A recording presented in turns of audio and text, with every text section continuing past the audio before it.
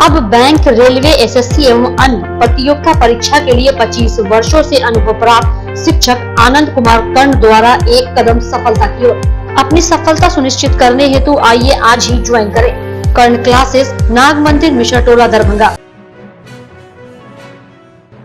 Corona guideline के साथ आज पहले दिन बिहार बोर्ड के मैट्रिक की परीक्षा शुरू हो रही है। बिहार बोर्ड की तरफ से परीक्षा को लेकर व्यापक इंतजाम किए गए हैं। राज्य में कुल 1525 परीक्षा केंद्रों पर आज से इसकी शुरुआत होगी और आगामी 25 फरवरी मैट्रिक की परीक्षा ली जाएगी। बिहार में इस साल मैट्रिक की परीक्षा में 16,84,466 परीक्षार्थी शामिल होंगे। बुधवार को पहले दिन विज्ञान विषय की परीक्षा आयोजित होगी। कदाचार मुक्त परीक्षा कराने और नकल रोकने के लिए सभी परीक्षा केंद्रों के आसपास धारा 144 लागू कर दी गई है। कैसी तैयारी है? बहुत अच्छी तैयारी है, पूरे उमंग के साथ आए हैं, उल्लास और अच्छी क्या सब्जेक्ट क्या है? अच्छा तैयारी है, साइंस। अच्छा, हाँ, अपना नाम बताओ। डॉली। पूर्व सांसद पप्पू यादव ने राज्य के स्वास्थ्य विभाग में हो रहे घोटाले, कोरोना जांच के नाम पर हो रही गड़बड़ी और पीएमसीएच में पुनर्निर्माण में घोटाले का आरोप लगाते हुए सरकार पर जमकर निशाना साधा।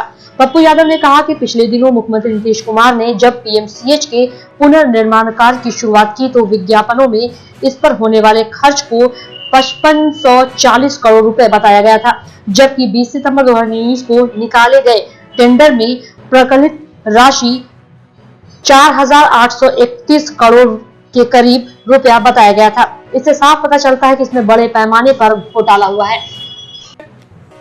बीएमसी इमामगंज के बीसीएम सीएचएस इमामगंज है, उन्होंने इसको उजागर किया है घोटाला, उसको बर्खास्त करने की कोशिश की है रंजीत कुमार। ये दो डिमांड, ये जो दो स्थिति है, कोरोना वायरस की जांच, अस्पताल घोटाला और उसके पहले एजी के द्वारा 350 से 550 करोड़। मोकामा के बाहुबली विधायक अनंत सिंह अभी बीमार चल रहे हैं। उन्हें पेट में दर्द और सर्वाइकल पेन की शिकायत है। बताया जाता है कि दर्द बढ़ने के कारण उन्हें बेऊर जेल से पटना के पीएमसीएच में इलाज के लिए ले जाया गया। इस दौरान पुलिस की सुरक्षा पूरी तरह टाइट थी। इलाज के बाद उन्हें वापस बेऊर जेल ले जाया गया। बताया जा रहा है कि अनंत सिंह को पेट में दर्द और गर्दन में दर्द की शिकायत के बाद पटना पीएमसीएच अस्पताल के रेडियोलॉजी विभाग में जांच के बाद एमआरआई के लिए पीएमसीएच के दूसरे विभाग में लाया गया, जहां डॉक्टरों ने जांच के बाद राजद विधायक को कंप्लीट बेड रेस्ट पर रहने की सलाह दी। तबीयत खराब है, वो तो जमीन होते रहता है, नहीं ज्यादा खराब नहीं। हाँ ठीक सब ठीक है, कहीं दिक्कत नहीं। ठीक से हुआ ना? हाँ हाँ चलिए ठीक है, चलिए आगे बढ़िए।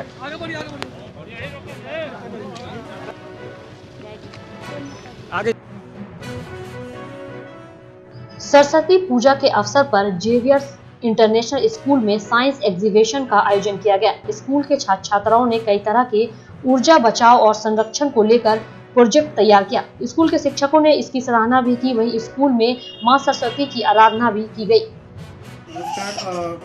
कोविड को लेकर के बच्चे मतलब ऑनलाइन स्टडी कर रहे थे, जिनको लेकर के उनके अंदर थोड़ा सा एजुकेशन को लेकर के है ना, थोड़ा सा उनका मन हट रहा था। तो हम लोगों ने प्लान किया कि क्यों ना सरस्वती पूजा के साथ एक एग्जीबिशन कराया जाए, ताकि बच्चे थोड़ा सा पढ़ाई में इंटरेस्ट लें, उनके अंदर की जो वैज्ञानिक प्रतिभा है वो बाहर आए। बहुत कम समय था हमारे पास, लेकिन बच्चे इतने ज़्यादा एक्साइटेड थे इसको लेकर के, उन बच्चे भी इंजॉय किए। और केंद्रीय मंत्री रविशंकर प्रसाद के बेटे राजीव शंकर के बेटे ने भी बिहार के राजनीति में एंट्री मार दी है। रविशंकर प्रसाद के बेटे राजीव शंकर ने नव चेतना मंच के नाम से संगठन बनाकर बिहार के विकास में सहयोग करने की बात कही। राजीव शंकर ने जानकारी देते हुए कहा कि बिहार के बेहतर स्वास्थ्य, शिक्षा, खेल सहित सामाजिक कार्यों को लेकर समय समय पर मंच कार्यक्रम चलाएगी, जिससे समाज के लोगों को फायदा मिलेगा। ये जो संस्था है दोस्तों, इसकी जो नींव है, मैं काफी वर्षों से इस पर काम कर रहा था। ये कोई एक दिन की सोच नहीं है जो आपको दिख रही है कि आज एकाएक हम प्रेस कॉन्फ्रेंस में आ गए। और आज हम लोग ने इतना बड़ा कदम लेने का मतलब हम लोग ने कोशिश की है। जब मैं छोटा था और जब मैं बिहार में बड़ा हो रहा था, तो बिहार की उस समय की जो जिंदगी थी, तब की जिंदगी में और अब की जिंदगी में बहुत जमीन आसमान का फर्क है। दुनिया का लाइफस्टाइल बहुत चेंज कर गया है। लोग बदलाव की जो नींद देखी है पूरे विश्व में, शायद बिहार उससे अभी थोड़ा पीछे है, ज्यादा नहीं थोड़ा पीछे, क्योंकि आज की जो युवा पीढ़ी है और जिस प्रकार से आज का युवा पीढ़ी इतना एस्पिरेशनल हो गया है और बिहार का युवा